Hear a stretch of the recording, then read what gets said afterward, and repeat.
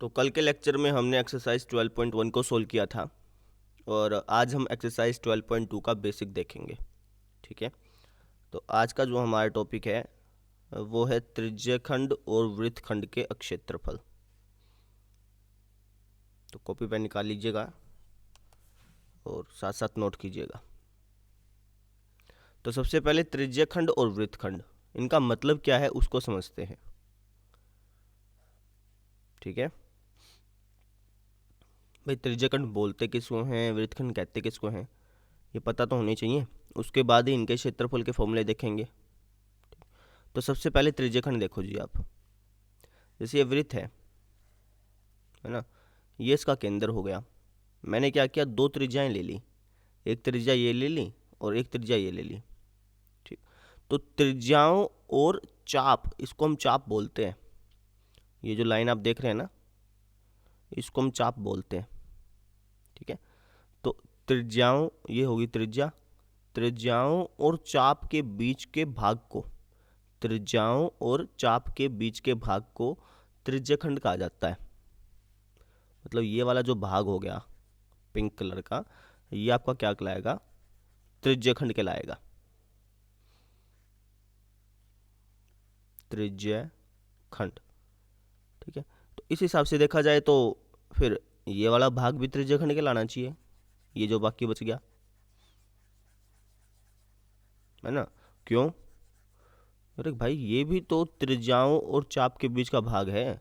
देखो, ये वाला जो भाग है ये भी तो त्रिज्या और चाप के बीच आ रहा है। चाप कौन सी, ये वाली तो चाप ही कहलाएगी, है ना, ये भी तो चाप ही हुई।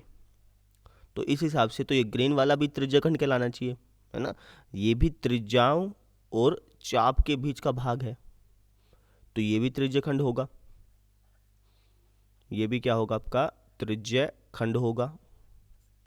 बस फर्क इतना है कि ये है आपका लघु त्रिज्यखंड, छोटा त्रिज्यखंड, और ये है आपका दीर्घ त्रिज्यखंड, बड़ा त्रिज्यखंड। बस उनमें आगे, त्रिज्यखंड किसको बोलते हैं, दो त्रिज्याओं और चाप के बीच के भाग को त्रिज्यखंड कहा जाता है। ये भी त्रिज्यखंड है जो पिंक कलर का मैंने बनाया है, और ये जो ग्रीन कलर का बनाया है ये भी त्रिज्यखंड है। क्यों? क्योंकि जो ग्रीन कलर है ये भी दो चाप, दो त्रिज्याओं, सॉरी, दो त्रिज्याओं और एक चाप के बीच का भाग है। तो इसको भी आप त्रिज्यखंड बोलेंगे, इसको भी आप त्रिज्यखंड बोलेंगे। फर्क इतना है कि ये लघु त्रिज्यखंड है जबकि ये दीर्घ त्रिज्यखंड है। ठीक है ना। अच्छा, अब हमें इसका अक्षेत्रफल निकालना है। मान लो आपको कोई सर्कल दे दिया, कह दिया कि ये इसका सेंटर है, और ऐसे करके आपको ऐसे आकृति दे दी, कह दिया जी इसका क्षेत्रफल ज्ञात करो, इसका क्षेत्रफल ज्ञात करो, है ना। तो आप इस त्रिज्यखंड का क्षेत्रफल कैसे ज्ञात कर सकते हैं, कोई फॉर्मूला होना चाहिए। तो इसका एक फॉर्मूला है, पहले मैं आपको फॉर्मूला लिखवा देता हूँ, उसके बाद हम ये पता करेंगे कि फॉर्मूले आए कहाँ से हैं। ठीक है ना। तो त्रिज्यखंड के क्षेत्रफल का फॉर्मूला होता है थीटा बटा 360 गुणा में पाई आर स्क्वायर। थीटा बटा 360 गुणा में पाई आर स्क्वायर। ठीक है, अब यहाँ पे थीटा क्या चीज़ है, देखो जैसे आपको इस आकृति में इस पिंक सरफेस का एरिया निकालना है, तो थीटा होता है ये वाला एंगल, इसको हम थीटा बोल देते हैं। आर तो आपको पता ही है, ये रेडियस हो गई, है ना। तो थीटा बटा 360 गुणा पाई आर स्क्वायर के फॉर्मूले से आप इस भाग का क्षेत्रफल ज्ञात कर सकते हैं। क्वेश्चन किस टाइप के मिलेंगे, आपको कोई ऐसी आकृति दे दी, उसमें ये एंगल दे देगा और एक रेडियस दे देगा, आपसे कहेगा कि यार इस त्रिज्यखंड का क्षेत्रफल ज्ञात करें, तो आपको ये फॉर्मूला लगा करके इसका क्षेत्रफल ज्ञात कर लेना है।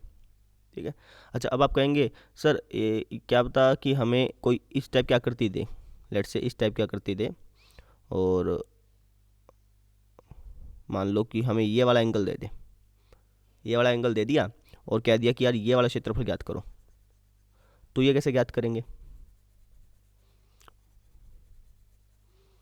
ये वाला क्षेत्रफल कैसे ज्ञात करेंगे, ये भी इसी तरीके से ज्ञात करेंगे, है ना। जैसे हमने यहाँ पर ज्ञात किया, ये भी तो त्रिज्यखंड है, ये भी त्रिज्यखंड है, बताया मैंने अभी आपको। तो चाहे लघु त्रिज्यखंड हो चाहे दीर्घ त्रिज्यखंड हो, फॉर्मूला सेम रहेगा, है ना। क्योंकि लघु त्रिज्यखंड में आप थीटा इसको लोगे, दीर्घ दीर्घ त्रिज्यखंड में आप थीटा इसको लोगे, बस, और कोई फर्क पड़ेगा नहीं, रेडियस तो सेम ही रहेगी। ठीक है ना। तो ये है हमारे त्रिज्यखंड के क्षेत्रफल का फॉर्मूला। ठीक है, तो ये तो बात हो गई त्रिज्यखंड की। अब हम बात कर लेते हैं वृत्तखंड की। देखो जी, जैसे ये हमारा एक सर्कल है, ये एक सर्कल है ना। मैंने क्या किया, इस सर्कल के किसी भी दो पॉइंट्स को मिला दिया। लेट्स से मैंने ये पॉइंट और ये पॉइंट को मिला दिया। इसको हम बोलते हैं जीवा। क्या बोलते हैं? जीवा। ठीक है, तो वृत्तखंड जीवा और चाप के बीच का स्थान होता है। वृत्तखंड जीवा और चाप के बीच का भाग होता है, ऐसे कह लो चाहे। ठीक है ना। जैसे एक ये जीवा हो गई, चाप किसको बोलते हैं? चाप बोलते हैं इसको। ये भी आपकी चाप है और ये भी आपकी चाप है। फर्क ये है कि ये लघु चाप है और ये दीर्घ चाप है। ठीक है ना। तो जीवा, ये जीवा और चाप, ये चाप, इसके बीच के स्थान को, इसके बीच में कौन सा स्थान आ रहा है? ये वाला। इसको आप बोलते हैं वृत्तखंड। क्या बोलते हैं? वृत्तखंड। ठीक है, तो आप कहेंगे सर इस हिसाब से तो फिर ये वाला भाग भी वृत्तखंड कहलाना चाहिए। क्यों भाई, ये क्यों वृत्तखंड कहलाना चाहिए? बताओ शाबाश। इसको हम वृत्तखंड क्यों कहेंगे? अरे भाई, ये इसे वृत्तखंड कहलाएगा ना। क्यों? क्योंकि ये भी तो जीवा और चाप के ही बीच का भाग है। ये भी तो चाप ही है ना। ये भी तो जीवा और चाप के बीच का ही तो भाग है, तो ये भी आपका वृत्तखंड कहलाना चाहिए। हाँ जी, ये भी वृत्तखंड कहलाएगा। बस फर्क इतना होगा कि ये तो होगा आपका लघु वृत्तखंड और ये आपका कहलाएगा दीर्घ वृत्तखंड। बात समझ में आ गई? ठीक है, इस जीवा को एक बार मैं मिटा देता हूँ। ये जो पिंक मैंने बनाया है ये है लघु वृत्तखंड, छोटा सा वृत्तखंड, और ये है आपका दीर्घ वृत्तखंड। ठीक है, अब मान लो आपसे कोई पिक्चर दे दी, कह दिया यार इस भाग का क्षेत्रफल ज्ञात करो। लेट्स से इस भाग का क्षेत्रफल, है ना। तो आप किस तरीके से ज्ञात करेंगे? तो इसका भी एक फॉर्मूला है, वृत्तखंड निकालने का भी एक फॉर्मूला है। फॉर्मूला क्या है? वो है जी आपका थीटा बटा 360 गुणा पाई आर स्क्वेयर। इतना तो सेम टू सेम, जो त्रिज्यखंड का फॉर्मूला था सेम टू सेम वृत्तखंड का फॉर्मूला, इतना तो सेम। इसके बाद -1/2 -1/2 r square sine theta, -1/2 r square sine theta. अब ये फॉर्मूला आया कहाँ से, इसके बारे में थोड़ी देर बाद डिस्कस करते हैं। पहले आप फॉर्मूला समझ लो। अब इसमें ये आर क्या चीज़ है? जैसे देखो, ये हो गया आपका केंद्र और ये आपकी कहलाएगी रेडियस। ठीक है ना, ये हो गया आपकी रेडियस। तो अगर आपको वृत्तखंड निकालना है, चाहे लघु निकालना हो चाहे दीर्घ निकालना हो, वो कोई मैटर नहीं है कि जी लघु के लिए अलग है क्या दीर्घ के लिए, नहीं। लघु निकालना हो चाहे दीर्घ निकालना हो, फॉर्मूला सबके लिए सेम है, सबके लिए सेम। वो तो थीटा चेंज हो जाता है ना। लेट से मुझे ये लघु वृत्तखंड निकालना है, इसका क्षेत्रफल निकालना है, तो थीटा में इसको लेऊंगा, है ना। अब मान लो कि मुझे लघु नहीं निकालना है, लेट से मैं लघु को मिटा देता हूँ, मुझे निकालना है दीर्घ। दीर्घ कौन सा होगा? ये वाला, इसको आप दीर्घ वृत्तखंड बोलेंगे, है ना। अब मुझे ये क्षेत्रफल निकालना है, दीर्घ वृत्तखंड निकालना है, लेट से इसका क्षेत्रफल। तो थीटा कौन सा लेंगे आप? ये वाला थीटा लेंगे, है ना। ये वाला जो एंगल होगा इसको आप यूज़ करेंगे। बात समझ में आ गई? बस इस तरीके से आपने करना है। ठीक है, तो कुल मिला के आपके दो फॉर्मूले अभी तक हमने करे। एक तो हमने किया ये सूत्र, ये किसका सूत्र है जी? ये है त्रिज्यखंड के क्षेत्रफल का। और दूसरा हमने किया वृत्तखंड के क्षेत्रफल का सूत्र। ठीक है ना। और इस प्रश्नावली में 90% क्वेश्चन डायरेक्टली फॉर्मूले से पूछे गए हैं। फॉर्मूला लगाओ आंसर पाओ, फॉर्मूला लगाओ आंसर पाओ। ठीक है, अब एक चीज़ और रह गई, वो है आपकी चाप की लंबाई। किसकी लंबाई? चाप की। थोड़ा सा साइड कर लेते हैं, जगह बच जाए तो। एक टॉपिक रह गया हमारा, चाप की लंबाई। चाप की लंबाई,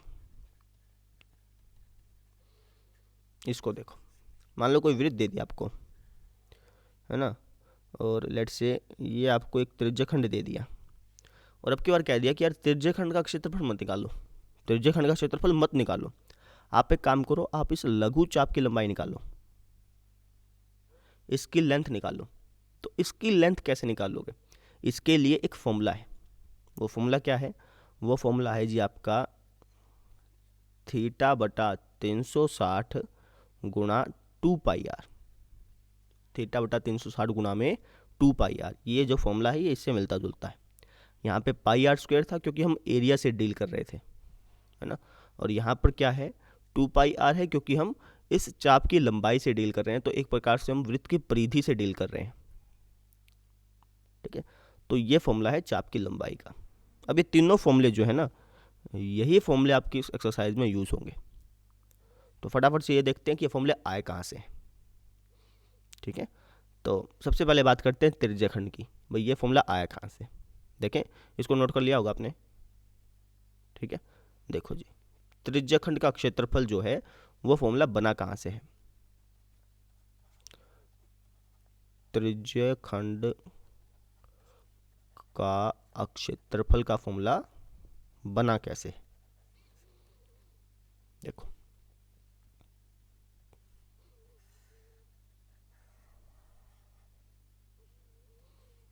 इसका वैसे फॉर्मूला क्या बताया मैंने आपको?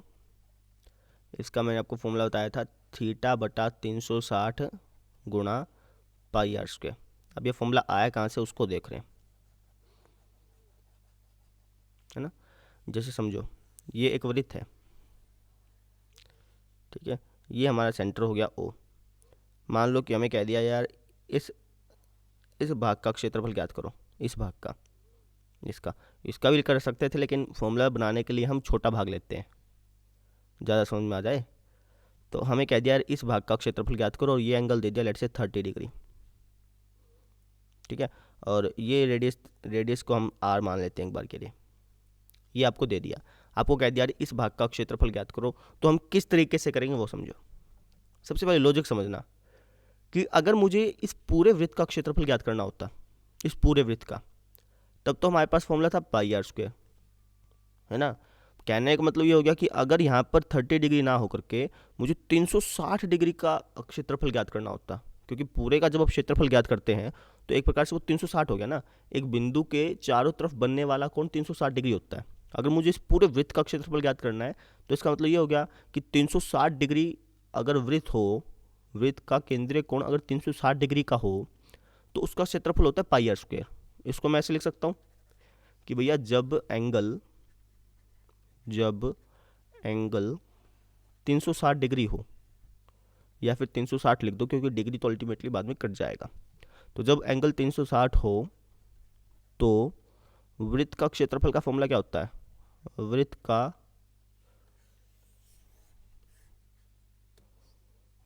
का क्षेत्रफल का फॉर्मूला क्या होता है? ये होता है जी हमारा पाई आर स्क्वायर। सही कहा ना भाई। जब अगर एंगल 360 डिग्री हो, पूरा का पूरा एंगल, पूरे के पूरे वृत्त का क्षेत्रफल ज्ञात करना हो, या फिर कहो कि जब एंगल जो है वो 360 डिग्री का हो, तब वृत्त का क्षेत्रफल का फॉर्मूला क्या होगा? पूरा का पूरा पाई आर स्क्वायर होगा, है ना। अच्छा, अब देखो, अगर 360 डिग्री एंगल है तो इतना हो गया। अगर मैं कहूँ कि एंगल अगर 1 डिग्री हो या फिर 1 हो, डिग्री में जानबूझ के नहीं लगा रहा, कन्फ्यूजन बढ़ेगी, इसलिए मैं सिंपल 1 लिख रहा हूँ। डिग्री भी लिख सकते हो, कोई दिक्कत नहीं है इसमें। तो फॉर्मूला क्या हो जाएगा? पाई आर स्क्वायर बाय 360। आप कहेंगे जी क्यों? देखो, जब आप बड़े से छोटे पे जाते हैं तो वो भाग होती है, इसलिए मैंने पाई आर स्क्वायर बाय 360 लिखा, ठीक है। अच्छा जी, जब एंगल 30 डिग्री हो, कितने डिग्री हो? 30 डिग्री हो, तो वृत्त का क्षेत्रफल क्या हो जाएगा? ये हो जाएगा पाई आर स्क्वायर बाय 360 गुणा 30। जब आप छोटे से बड़े पे गए तो गुणा हो जाती है, बात समझ भाई। यानी अगर मुझे इस भाग का क्षेत्रफल ज्ञात करना है, इस भाग का,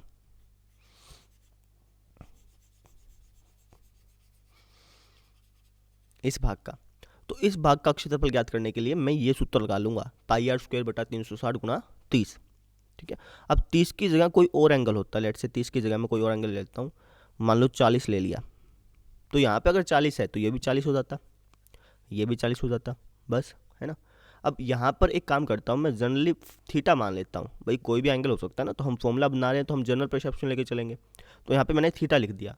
अगर यहाँ पे एंगल थीटा है, कोई ना कोई थीटा है, ठीक है ना, एक्स वाई जेड मान लो कुछ भी, तो अगर यहाँ पे एंगल थीटा है तो यहाँ पर क्या लिखा जाएगा भाई, 360 होगा तो पाई आर स्क्वेयर, एक होगा तो पाई आर स्क्वेयर बाई 360, और थीटा होगा तो पाई आर स्क्वेयर बाई 360 गुना थीटा। ये आपका फॉर्मूला यहाँ से आया है। अब इसको याद करने के लिए इन्होंने कुछ थोड़ा सा चेंज कर दिया, इसको लिख दिया पाई आर स्क्वेयर गुणा में थीटा बटा 360, गुणा में ही तो है, चाहे इसके नीचे लिख लो चाहे इसके नीचे लिख लो, बात तो एक ही है। तो ये फॉर्मूला आपका यहाँ से बन के आया है। बात समझ में आई? चाहे आप डिग्री लिख लो, मैंने डिग्री जानबूझ के नहीं लिखा, आप चाहे ऐसे कह सकते थे कि जब एंगल 360 डिग्री हो, 1 डिग्री हो, थीटा डिग्री हो, तब भी कोई फ़र्क नहीं पड़ता, क्योंकि मान लो अगर थीटा 30 डिग्री है तो 30 डिग्री बटा 360 डिग्री हुआ, तो डिग्री से डिग्री अल्टीमेटली कट जाएगा, है ना, क्योंकि डिग्री में जब आप फ्रैक्शन कर रहे हो तो वो बटे में ही आएगा, 1/6, 1/7 ऐसे ही आएगा, ऐसा नहीं आएगा 1/7 डिग्री, 1/8 डिग्री, ऐसे नहीं आएगा, पूरा कटेगा वो। बस समझ में आ गई? वापस समझ लो, जब एंगल 360 का हो तो वृत्त का क्षेत्रफल होता है पाई आर स्क्वेयर, ये बात हमें पता थी। अगर एंगल 1 हो तो पाई आर स्क्वेयर बाई 360 हो जाएगा। अगर एंगल थीटा हो तो हो जाएगा पाई आर स्क्वेयर बटा 360 गुना थीटा, या फिर इसको कह लो पाई आर स्क्वेयर गुना थीटा बटा 360। तो ये फॉर्मूला हमारा यहाँ से बनकर आया है। बस समझ आ गई? अच्छा, अब कहेंगे अगर सर मान लो कि मुझे इसका क्षेत्रफल ज्ञात करना है, इस भाग का,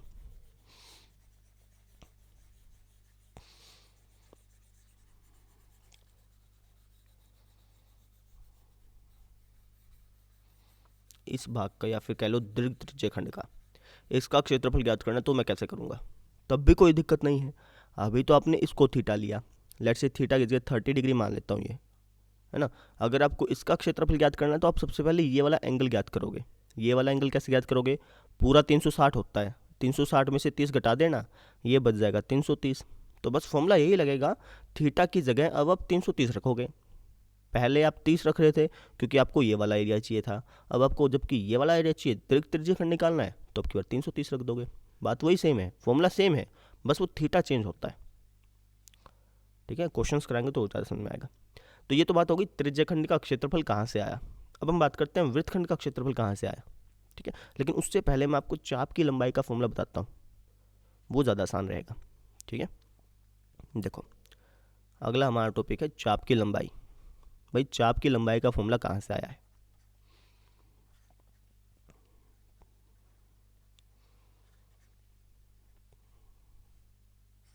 चाप की लंबाई का वैसे सूत्र क्या था बताएंगे? चाप की लंबाई का हमारा सूत्र क्या था? ये था हमारा थीटा बटा 360 गुणा में 2 पाई आर। ये भी फॉर्मूला बिल्कुल ऐसे ही आया जैसे हमारा पिछला फॉर्मूला आया था। ठीक है, जैसे मान लो कि ये आपका एक वृत्त है और ये आपका एंगल हो गया, ठीक, और आपको कह दिया कि यार ये लेंथ पता करके दो। ये भी ले सकते थे, लेकिन क्योंकि फॉर्मूला बना रहे हैं तो हम छोटे पे ज़्यादा ध्यान देते हैं, क्योंकि उससे फॉर्मूला निकालना आसान रहता है ना। तो इसलिए मुझे इस लघु चाप की लेंथ चाहिए, लेट से मुझे इस चाप की लंबाई चाहिए, तो मैं कैसे निकालूंगा वो समझो। देखो, तो अगर मुझे मान लो इस पूरे वृत्त की लंबाई निकालनी होती, अभी तो सिर्फ इतने भाग की लंबाई चाहिए, अगर मुझे इस पूरे वृत्त की लंबाई निकालनी होती तो इसका क्या फॉर्मूला होता? 2 पाई आर होता। या फिर मैं कह सकता हूँ कि जब यहाँ पे एंगल पूरा 360 डिग्री होता, जब एंगल पूरा कितना होता, 360 डिग्री होता, तो इस वृत्त की लंबाई जो है वो 2 पाई आर आती, है ना। वृत्त की लंबाई कह लो या फिर कह लो चाप की लंबाई, क्योंकि ये पूरा का पूरा चाप ही है, ये पूरा टोटल जो है ये पूरा चाप ही कहलाता है ना। तो मैं कह सकता हूँ कि जब एंगल 360 है तो चाप की लंबाई, तो चाप की लंबाई उस टाइम क्या होगी? चाप कह लो या वृत्त कह लो, बात तो एक ही है। चाप की लंबाई उस टाइम क्या होगी? 2 पाई आर होगी। बस समझ में आ गई? अच्छा, अगर एंगल 1 हो तो चाप की लंबाई बताओ क्या होगी? 2 पाई आर बटा 360 होगी, है ना। अब अगर एंगल को लेट से मैं थीटा ले लूँ, ये वाला एंगल मैंने थीटा ले लिया, इसको भी ले सकते थे भाई, लेकिन मैं क्योंकि फॉर्मूला बना रहा हूँ तो इसलिए मैं छोटा वाला ले रहा हूँ, है ना। अगर एंगल ये थीटा हो तो फॉर्मूला क्या हो जाएगा, थीटा है तो चाप की लंबाई का फॉर्मूला क्या हो जाएगा, ये हो जाएगा 2 पाई r बटा 360 गुणा में थीटा। अब इसको याद करने के लिए उन्होंने ऐसा कर दिया, 2 पाई r गुणा थीटा बटा 360, या फिर आप कह लो थीटा बटा 360 गुणा 2 पाई r, बात तो सेम ही है ना। इसको चाहे आप ऐसे कह लो। तो ये फॉर्मूला आपका यहाँ से बन के आया है।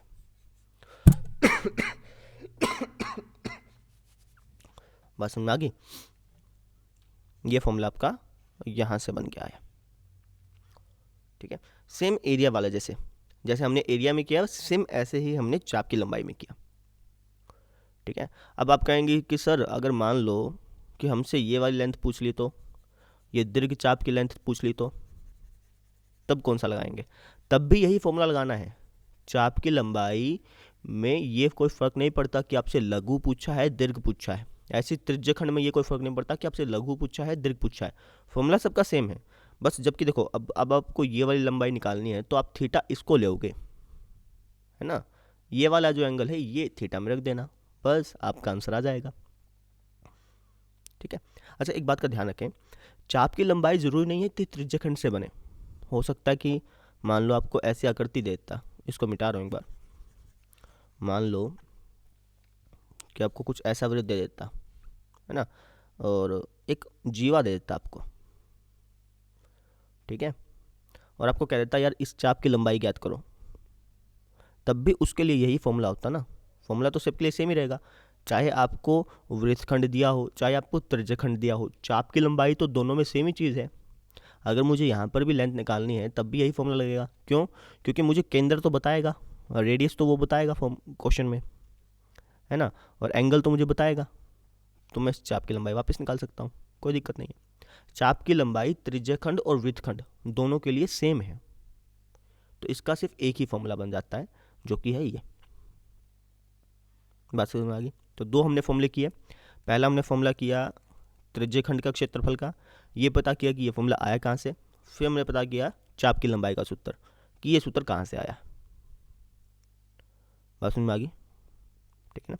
जिसमें देखो इसमें हम एरिया का एक भाग ले रहे थे, पूरे सर्कल के बजाय उस पूरे सर्कल का एक छोटा सा टुकड़ा ले रहे थे, तो हमने उसी टुकड़े के साथ इसकी मल्टीप्लाई करा दी, ठीक है।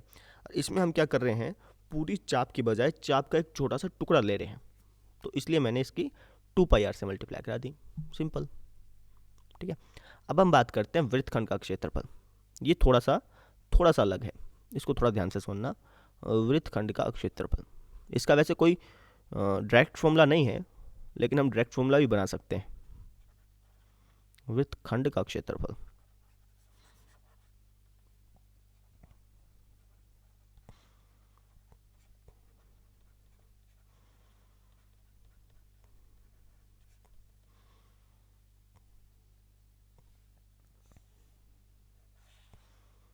देखिए जैसे मान लो आपसे कोई वृत्त दे दिया, है ना, और एक जीवा बना दी गई, लेट से ये जीवा बना दी, और कह दिया कि यार ये वाला क्षेत्रफल ज्ञात करो, ये क्या आपका लघु वृत्तखंड।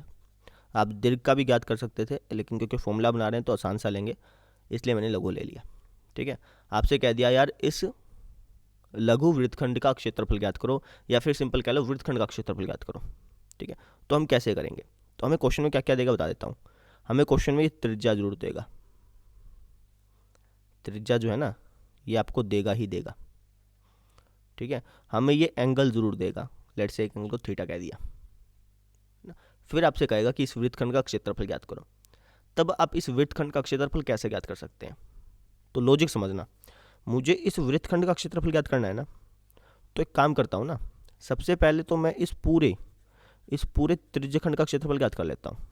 ये एक प्रकार से त्रिज्यखंड बना, ये क्या बन गया, एक त्रिज्यखंड बन गया। त्रिज्यखंड इसको ही बोलते हैं, दो त्रिज्याओं और चाप के बीच के स्थान को त्रिज्यखंड बोलते हैं। तो इस पूरे त्रिज्यखंड का क्षेत्रफल ज्ञात कर लूँगा। फिर इसके बाद ये जो हमारा ट्रायंगल सा बन रहा है, ये वाला जो ट्रायंगल बन रहा है, ये ट्रायंगल सा, इसको मैं घटा दूंगा, बस मैं पहले तो मैं इस पूरे त्रिज्यखंड का क्षेत्रफल ज्ञात कर लूँगा, इसमें से फिर मैं ये ट्रायंगल का जो क्षेत्रफल है, इस ट्रायंगल का क्षेत्रफल माइनस कर दूंगा, घटा दूंगा, तो मुझे किसका क्षेत्रफल मिलेगा? मुझे सिर्फ इस वृत्तखंड का क्षेत्रफल मिलेगा। बस समझ में आई? कैसे कहा मैंने? देखो, अगर मुझे इस वृत्तखंड का क्षेत्रफल ज्ञात करना है, ये हमारा वृत्तखंड है, अगर मुझे इस वृत्तखंड का क्षेत्रफल ज्ञात करना है तो सबसे पहले मैं क्या करूंगा, मैं इस त्रिज्यखंड का क्षेत्रफल ज्ञात करूंगा। ये जो त्रिज्यखंड बन रहा था इस टाइप से, इसका क्षेत्रफल ज्ञात करूंगा। ठीक है, लो जी, इसका क्षेत्रफल ज्ञात कर लिया। इसमें से मैं माइनस कर दूंगा क्या? ट्रायंगल का क्षेत्रफल।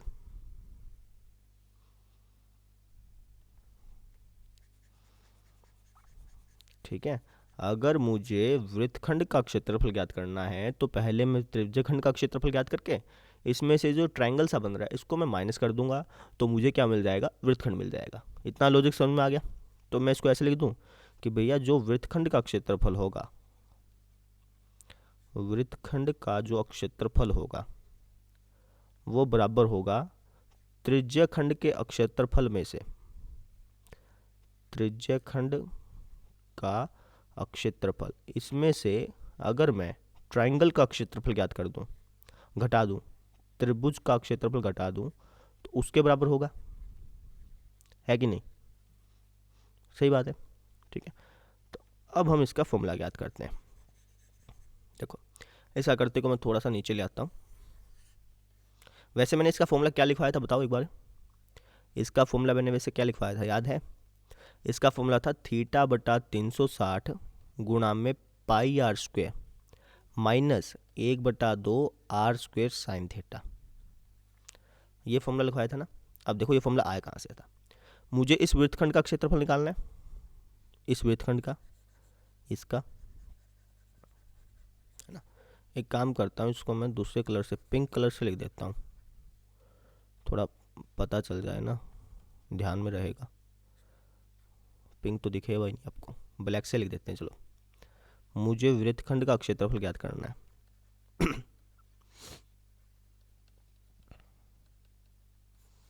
ठीक है, तो इसने कहा कि त्रिज्यखंड का क्षेत्रफल में से त्रिभुज का क्षेत्रफल घटा दो। त्रिज्यखंड, इस पूरे त्रिज्यखंड का क्षेत्रफल क्या होता है?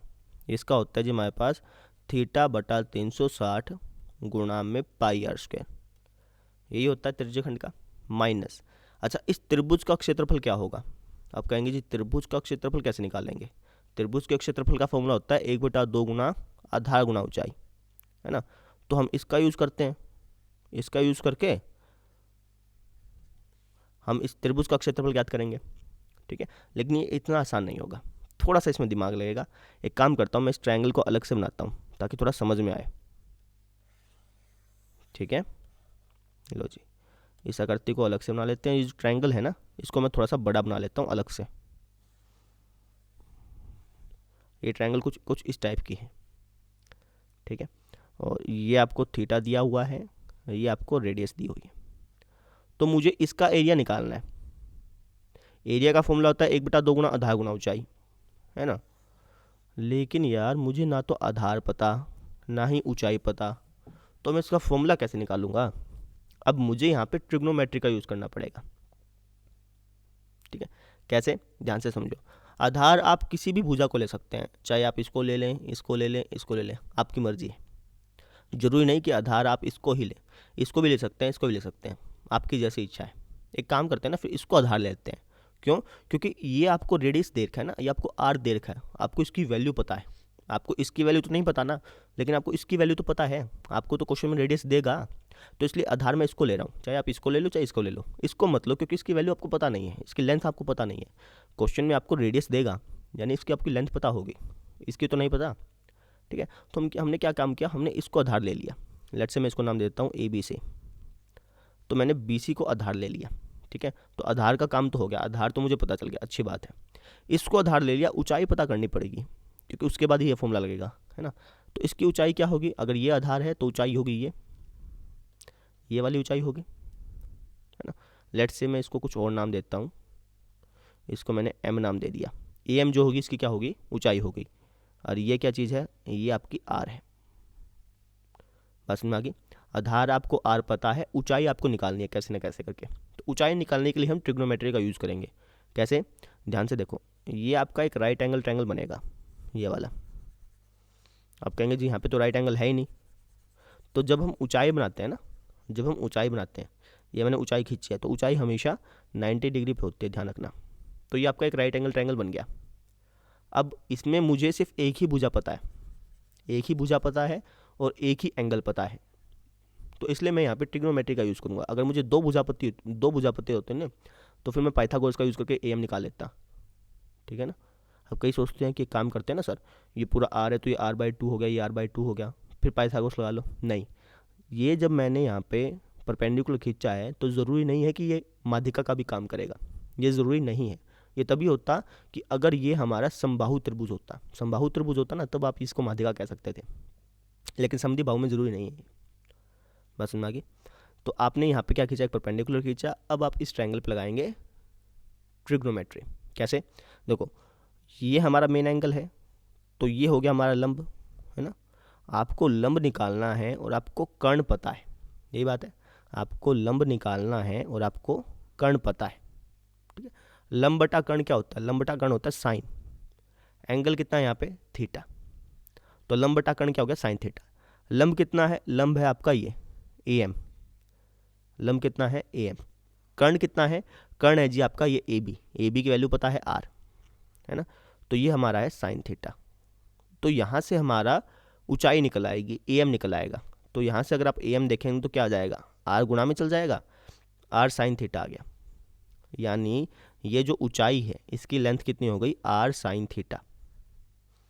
बात समझ में आई। थोड़ा सा आपको अलग लगा होगा ये, ठीक है, लेकिन ये फॉर्मूला बना रहे हैं ना, तो इसलिए थोड़ा स्टार्टिंग में अलग लगता है। वापस समझो हमने क्या किया, हमें सिर्फ इस पिंक वृत्तखंड का क्षेत्रफल ज्ञात करना था। तो हमने सबसे पहले इस पूरे क्षेत्रफल का ज्ञात किया, त्रिज्यखंड का क्षेत्रफल, इसमें से ट्रायंगल का क्षेत्रफल माइनस कर दिया। त्रिज्यखंड का क्षेत्रफल तो ये था। अब इस ट्रायंगल का क्षेत्रफल कैसे ज्ञात करेंगे, अब मुझे इस ट्रायंगल का क्षेत्रफल ज्ञात करना है, तो फॉर्मूला होता है 1/2 गुना आधार गुना ऊंचाई। अब ना तो मुझे आधार पता ना ऊंचाई पता, तुमने थोड़ा सा दिमाग लगाया। जरूरी थोड़ी है कि इसको आधार लेना है, आधार हम इसको भी ले सकते हैं, इसको भी ले सकते हैं, तो इसलिए मैंने इसको आधार लिया। अब ये आधार है तो ये ऊंचाई होगी, है ना। तो आधार तो हमें पता चल गया कि जी R होगा, अच्छी बात है, लेकिन ऊंचाई में दिक्कत थी। तो ये ऊंचाई निकालने के लिए हमने इस ट्रायंगल पे पाइथागोरस लगा दिया, पाइथागोरस से ट्रिग्नोमेट्री लगा दिया।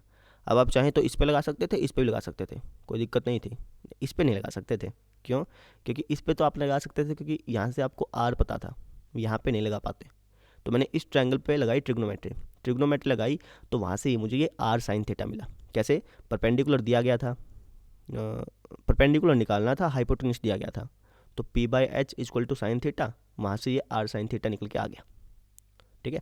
अब मैं फॉर्मूले में पुट कर देता हूँ, ये हो जाएगा 1/2 गुना आधार कितना है, इस पूरे ट्रायंगल का आधार कितना है, क्योंकि मैं इस पूरे ट्रायंगल का एरिया निकालूंगा ना, इस पूरे ट्रायंगल का आधार कितना है, इसको लिया है आधार, तो आधार है R, ऊंचाई है R साइन थीटा। बात समझ में आ गई ना।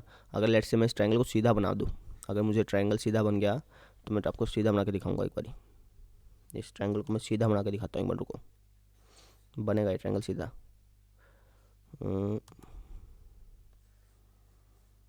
इसको फिर नीचे लेके बनाऊँ क्या, ये तो कल वाला काम आ गया। चलो ध्यान से देखना, इस ट्रायंगल को मैं सीधा बना रहा हूँ, लेट्स से दिस, ठीक है, ये जी सीधा हो जाए, ये ट्रायंगल इस टाइप से सीधा हो जाएगा। चलो छोड़ दो, नहीं बन रहा।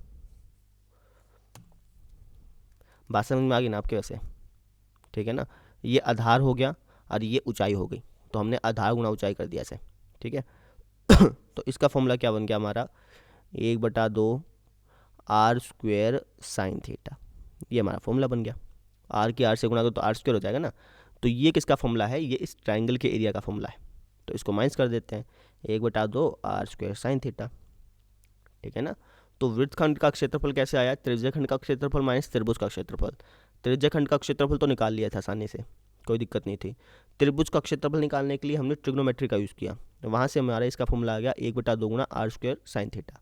R² साइन थीटा कैसे आया, आधार R था, ऊंचाई R साइन थीटा थी, मल्टीप्लाई किया तो आर स्क्वायर साइन थीटा आ गया। अब इसको और ज़्यादा आसान भी बनाया जा सकता है, लेकिन चाहे आप इतना यूज़ कर लें, चाहे इसको और ज़्यादा आसान बना सकते हैं। कैसे? इसमें और इसमें क्या कॉमन है? आर स्क्वायर कॉमन है, तो आर स्क्वायर बाहर ले लो, यहाँ पे क्या बच गया? थीटा पाई बटा 360। गुणा लगाना चाहो तो ठीक है, नहीं लगाओ तो कोई दिक्कत नहीं है, क्योंकि जब आप कोई निशान नहीं लगाते तो उसका मतलब गुणा ही होता है। माइनस, यहाँ पर से आपने आर स्क्वायर कॉमन ले लिया, यहाँ पे क्या बच गया? Sine theta by 2। चाहे आप इसको ऐसे लिख लें, चाहे आप इसको ऐसे लिख लें, जिसमें आपको आसानी हो। मुझे लगता है कि ये जो हमने लिखा है ना, इसमें ज़्यादा आसानी है ना, तो इसको मिटा देते हैं। यही फॉर्मूला ज़्यादा आसान लग रहा है, क्योंकि आपको पता चल रहा है ना कि हम त्रिज्यखंड के क्षेत्रफल में से त्रिभुज का क्षेत्रफल माइनस कर रहे हैं, तभी हमारा क्या आ रहा है? वृत्तखंड का क्षेत्रफल आ रहा है। अब ये वृत्तखंड का क्षेत्रफल चाहे आप लघु का निकालें चाहे दीर्घ का निकालें, दोनों के लिए सेम रहेगा, बस वो थीटा चेंज हो जाएगा। ठीक है, तो ये तीनों फॉर्मूले हमारे यहाँ से आए। बात समझ में आ गई? ये जो हमने तीनों फॉर्मूले किए, सबसे पहले त्रिज्यखंड का क्षेत्रफल, ये यहाँ से आया। उसके बाद हमने किया चाप की लंबाई का फॉर्मूला, ये यहाँ से आया। और फिर वृत्तखंड का क्षेत्रफल, ये यहाँ से आया। 3 फॉर्मूले हैं, ये तीनों फॉर्मूले आए कहाँ से, ये हमने सीखे हैं। कल हम इनके क्वेश्चन आंसर्स करेंगे। और ये जो एक्सरसाइज है, एक्सरसाइज 12.2, इस एक्सरसाइज में ये तीनों ही फॉर्मूले हैं। ठीक है ना, इन तीनों फॉर्मूले से ही क्वेश्चन पूछे गए। तो बस आज के लिए इतना ही, सारी बातें मैंने आपको बता दी हैं। कल मिलते हैं, फिर कल हम इसके क्वेश्चन आंसर्स करेंगे। ठीक है, so thank you so much. और ये एग्ज़ाम में पूछा नहीं जाएगा। कई बच्चे सोचते हैं कि एग्ज़ाम में पूछा जाएगा, एग्ज़ाम में नहीं पूछा जाता। ये सिर्फ आपकी नॉलेज के लिए है, आपको पता चले कि इसका मतलब क्या है, ये फॉर्मूले आए कहाँ से हैं, सिर्फ इसलिए कर रहे हैं। ठीक है, तो कल मिलते हैं फिर। Thank you.